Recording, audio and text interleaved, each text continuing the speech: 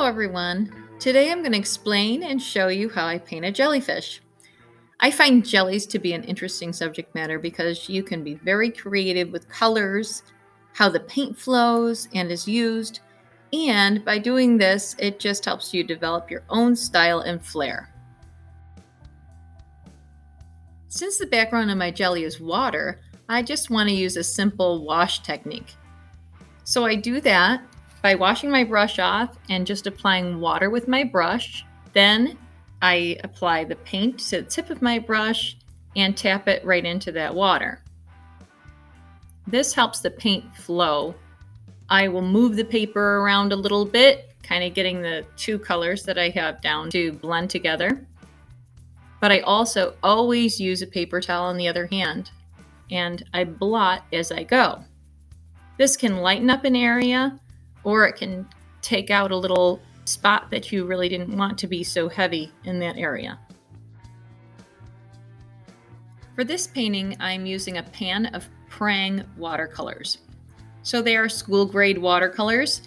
I do think they are pretty good quality. For something like this, you can actually achieve some good layering and some dynamic effects by the lightness or the darkness and actually the saturation of the pigment.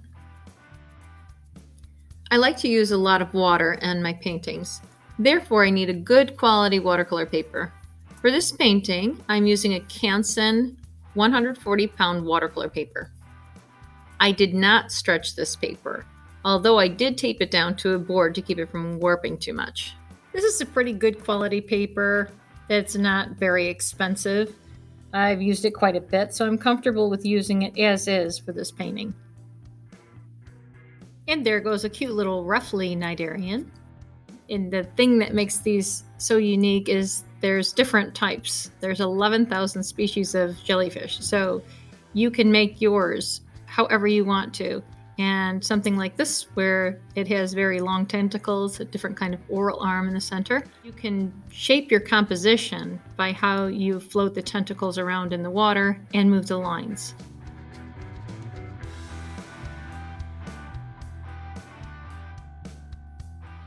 I jump a little bit ahead here by finishing the underpainting or the base coat with this orangey yellow type of base.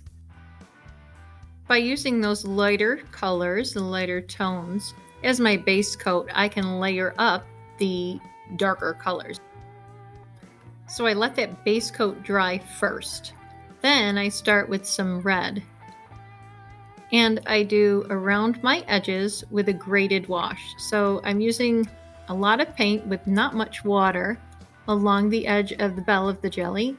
And then I'm washing my brush and smoothing in just the edge of that darker paint that I applied and blending it so that it is going from a dark value to a light value gradually.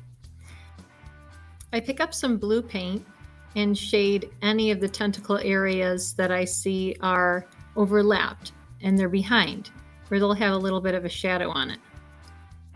I go in around the bell and I use another graded wash. And this is great to really enhance your painting and make it a little more dynamic. You really want to contrast when you're using watercolor. You definitely don't want everything to be the same tone. It has to stand out. You need some very light areas and you need some very dark areas to make a dynamic painting. I continue to feather out my graded wash with the blue paint that I applied around the edge of the bell. And I'm thinking about how I can continue to layer this up. So I look at all these references, and this is one of the references that I looked at. I can see around the bell that it is darker. Also in the oral arm, which is that frilly part going down the center of the jellyfish, I can see that it has dark tones and light tones. So things that are on top are going to seem like they're a little lighter, and it's going to cast a shadow. In this case, I'm using the blue paint again to push back some of those tentacles that are behind. Watercolor is all about layering. In order to layer properly, you have to be patient and let your painting dry to really achieve effective layers. By allowing the paint to dry and then building up areas with color, you'll begin to see depth and contrast. This painting took me about an hour and a half to paint, and it took 7 different painting sessions to allow drying time in between. It was done over about a week's time, concentrating on sections that needed to dry and be layered.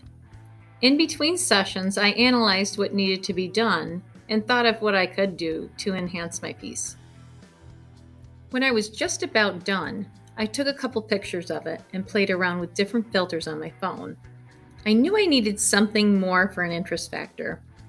Using the filters is a great way to see your painting with a higher contrast, color changes, and other features it may have to give you ideas. I already knew I wanted to spotlight the jellyfish and create a vignette.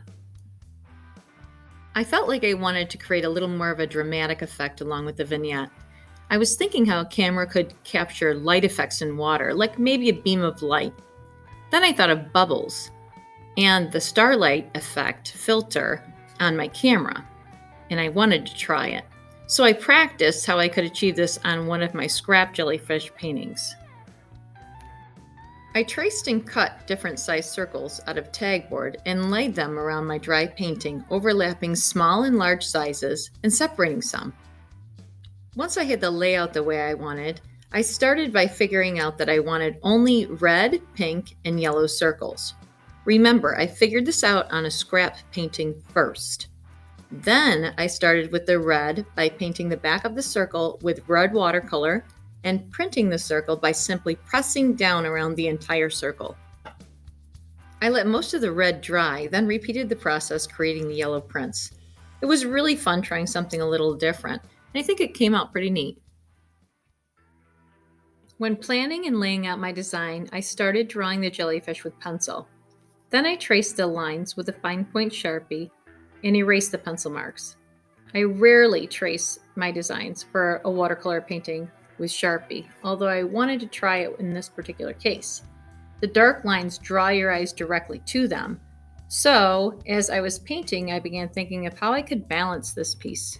I go in with some more blue and dark purple and darken up and crisp up some of those lines.